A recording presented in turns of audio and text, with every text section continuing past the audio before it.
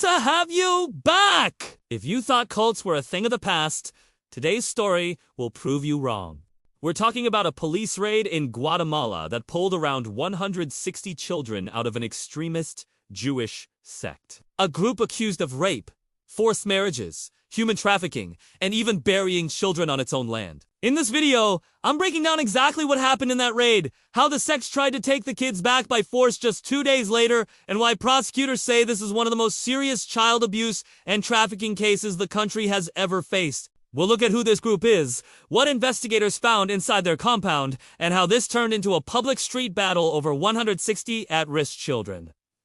So let's get into it. The story revolves around a super strict Jewish group called Tahor, living in a rural area near Oratorio, about 78 kilometers southeast of Guatemala City. They spent years mostly shut away from everything happening outside their little bubble. Locals and officials had concerns, but whenever authorities tried to check on the children, sect members blocked access to the property. That changed in November 2024. On November 11th, 11 minors escaped from the sect and went to Guatemalan authorities for help. According to the public prosecutor's office, these children gave statements describing forced marriages, child rape, beatings, forced pregnancies.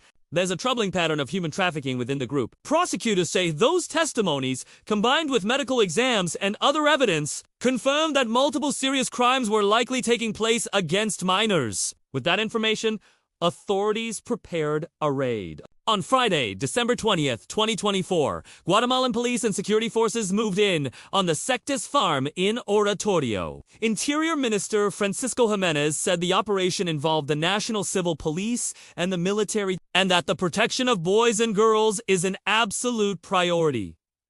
Video and reports from that day show officers entering the compound, women in full-body coverings confronting police, and children crying as they are taken to buses. By the end of the raid, at least 160 children and adolescents and around 40 women had been removed from the community and placed into government protection. These minors were taken to shelters, mainly in Guatemala City, where social workers and prosecutors began assessing their condition and identities. The allegations came into sharp focus at a press conference. A prosecutor from Guatemala's Office Against Human Trafficking, Nancy Pays, said that based on witness statements, collected evidence, and medical exams, authorities had identified forms of human trafficking involving the minors, including forced marriages, abuse, and related crimes. During the search, investigators also reported discovering at least one skeleton believed to belong to a minor on the property, and they called in forensic experts to analyze the remains. At the same time, a deputy commissioner of the National Civil Police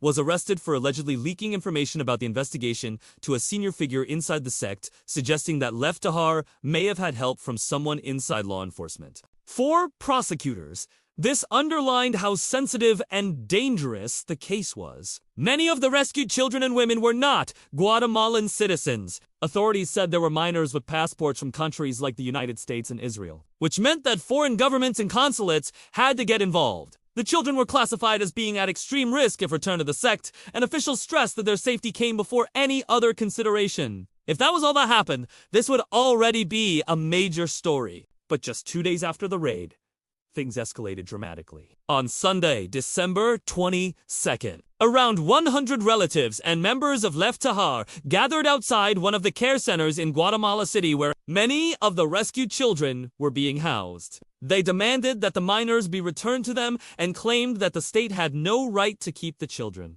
According to the Attorney General's office, some of them then forced open the gate and stormed the facility, seizing children and adolescents who were inside. The situation quickly turned chaotic. Reports and footage describe sect members trying to block police, grabbing children, and attempting to remove them from the shelter. Authorities responded by loading the minors into a white minibus with police escort, moving them away from the immediate danger. The Attorney General's office later said that, with police assistance, the center managed to locate and safeguard. However, Guatemala's Social Welfare Secretariat noted that a few individuals connected to the group had escaped from authorities during this period, prompting search alerts. This clash turned what had been a police operation into a very visible standoff between the state and the sect over who should have control of these 160 at-risk children. Outside the shelter, a man named Uriel Goldman, speaking for some of the families, accused authorities of holding the minors unfairly. He insisted the children should be released and claimed the group was a religious community facing discrimination.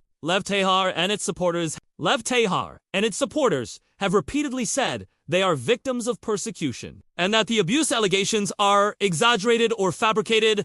Guatemala's Jewish community, however, publicly distanced itself from the sect. In a statement, they said Lev Tahor is not affiliated with their organization, described the group as foreign to local Judaism, and expressed support for authorities in taking necessary measures to protect minors and other vulnerable people. They also called on the government and the diplomatic representatives of countries where Lev Tahor members hold citizenship to work together to protect anyone whose rights might be at risk. So who exactly are these people that Guatemala just raided? Lev Tahor was founded in 1988 in Israel and practices an extreme, austere form of Judaism with long prayer sessions, arranged marriages, and very strict rules about dress and behavior. Women and girls, according to multiple reports, are required to wear full-body black coverings from as young as 3 years old, and members are kept largely isolated from mainstream society. The group has faced allegations and investigations in several countries over decades. Authorities in Israel, Canada, the United States, and Mexico have all looked into claims of kidnapping, child marriage, physical abuse, and neglect tied to Lev Tahor communities. In 2022, a police operation in Chiapas, Mexico, near the Guatemalan border, rescued a group of children and then the arrest of several sect members on suspicion of abuses against minors. Between around 2014 and 2017, Lev Tahor established itself in Mexico and Guatemala, often moving when pressure or investigations intensified. By the time of the 2024 raid, the community in Guatemala was estimated at roughly 50 families spread across Guatemala, the United States, Canada, and other countries. Guatemalan authorities insist that the operation in Oratorio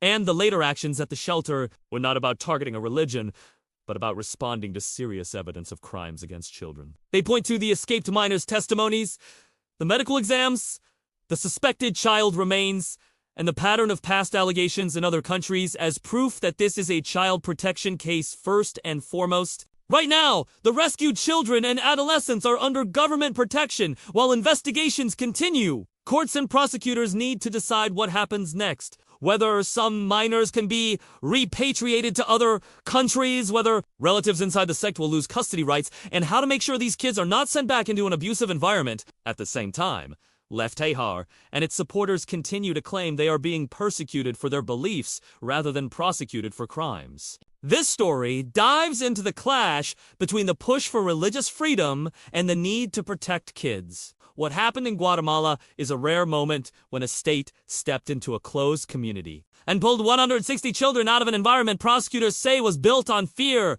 control, and abuse. The raid in Oratorio and the attempted takeover of the shelter days later show just how far this sect was willing to go to keep those children inside their world. Thanks for sticking around and watching until the end. If I'm being real with you, stories like this are heavy, but they matter because they show what can happen when nobody is paying attention. If you found this helpful, just hit like so others can see it. Subscribe if you haven't already. And let me know in the comments what part of this story shocked you the most, or what you want me to cover next. Your support is what lets me keep digging into cases that most people would rather ignore. Until next time, take care of yourself, stay informed, and I'll see you in the next video.